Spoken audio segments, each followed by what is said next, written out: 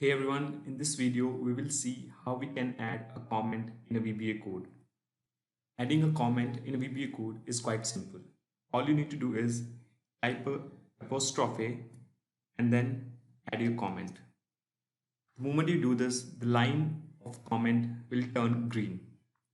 Apart from this, there is also a button which you can use to convert a line into a comment. So if I want to convert this line into a comment, so all you need to do is select the line and click on this button called comment block.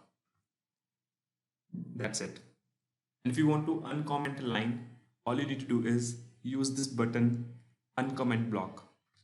So it will remove that apostrophe from the line. Apart from this, there is also a method which is not quite popular, and that's using the keyword REM. And for this, all you need to do is just type REM before the comment and your comment line will turn green. There's one thing which you need to note down, that if you want to add more than one line, like more than one comment, you need to use the apostrophe in each line. Let's say if I want to add a second comment, I need to add apostrophe and then my comment. I hope you found this tip useful, and I'll see you in the next video.